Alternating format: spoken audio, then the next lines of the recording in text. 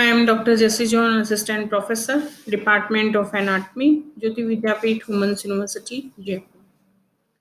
Today we are discussing anatomy of vermiform appendix.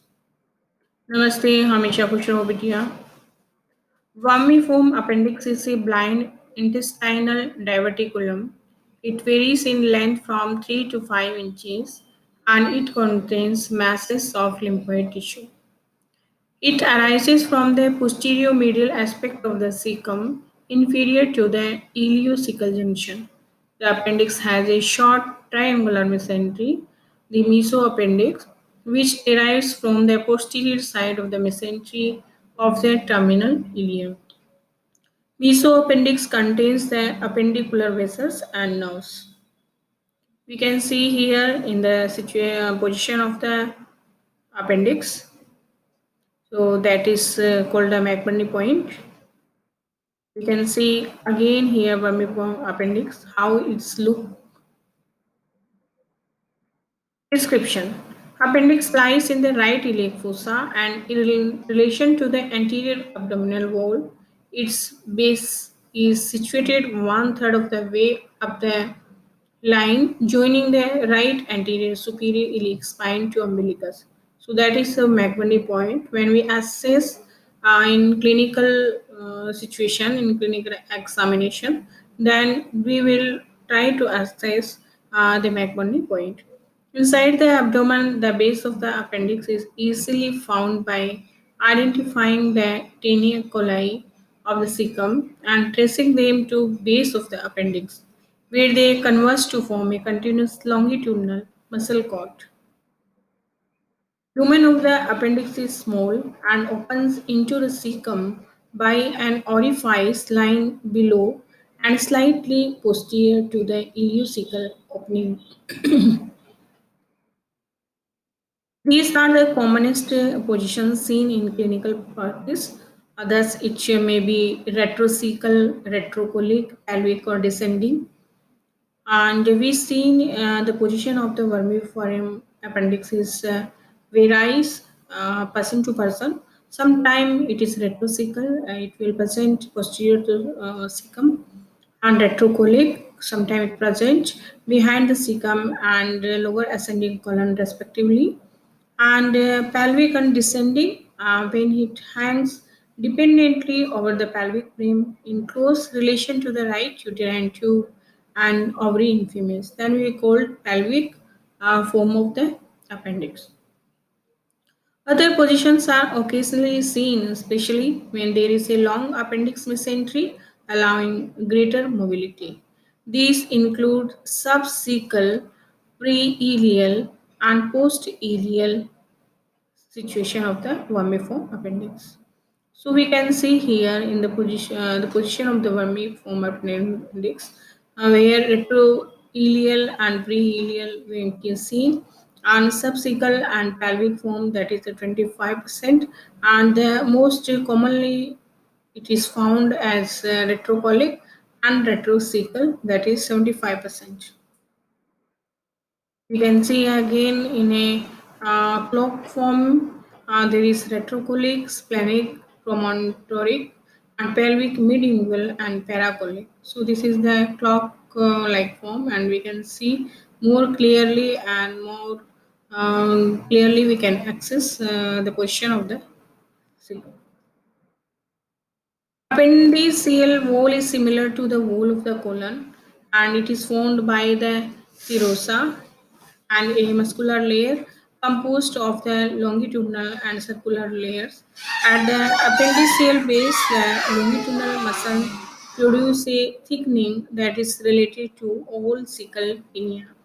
The submucosa, which contains many lymphoid islands, and so the thick appendiceal wall has the same four layers as the colon, that is the serosa, muscularis externa, submucosa, and mucosa, and it differs by having the following characteristics that are after layer of longitudinal smooth muscle is complete, and mucosa and submucosa have multiple lymph nodes. So we can see here there are multiple lymph nodes that is present in mucosa and submucosa level. Now we will see some anatomical test that is very important in clinical diagnosis of some particular disease. A right psoas muscle test. The forced extension of the right thigh produce increased pain and right lower uh, quadrant of the abdomen. When the inflamed appendix and its short mesentery rest on the peritoneum, which covers the right major psoas muscle. So it will be inflamed peritoneum. So if there will be a extension of the psoas muscles, so it will irritate that peritoneum and will cause a pain in the right lower quadrant. Right obturator muscle test, flexion and lateral rotation of the right thigh produces increased pain in right lower quadrant and right pelvic area when the inflamed appendix is closely related to the obturate internus muscle. Retrocecal appendix, right flank pain with ureteric irritation. So these are the position of the appendix that produce and mimics a different clinical picture that could be pain or any emergency situation. If there is a pelvic appendix, so will be pelvic pain with urinary symptoms and rule out pelvic inflammatory disease at that time.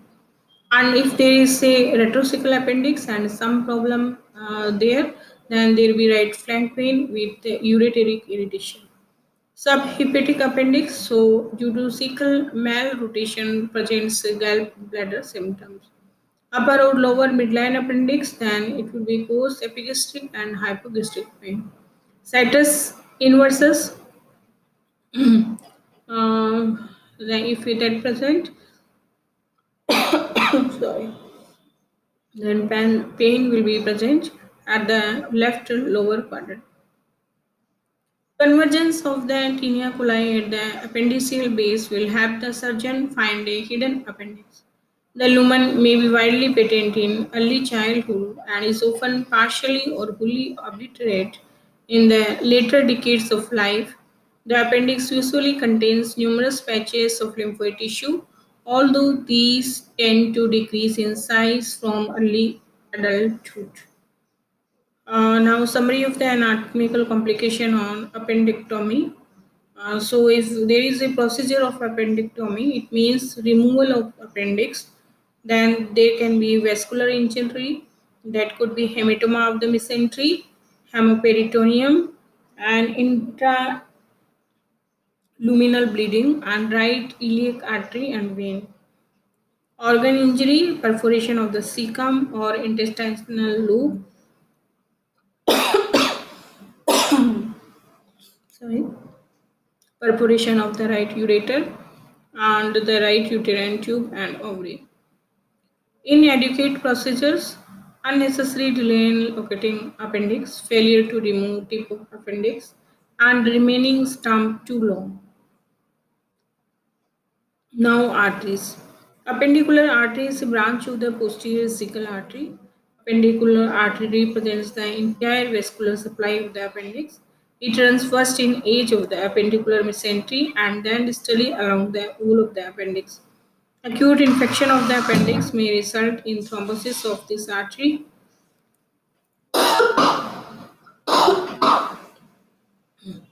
with rapid development of the gangrene and subsequent perforation. The appendicular vein drain into the posterior cecal vein. Lymphatic drainage, the lymph drain into one or two nodes lying in the mesoappendix and then eventually into the superior mesenteric nodes. Now supply by the sympathetic and parasympathetic nerves from the superior mesenteric plexus. So if long, narrow, blind-ended tube, so encourage stasis of the large bowel contents and large amount of lymphoid tissue in its wall. The lumen has a tendency to become obstructed by hardened intestinal contents. Appendix is supplied by the small artery that does not anastomosis with other arteries. So the blind end of the appendix is supplied by the terminal branch of the appendicular artery.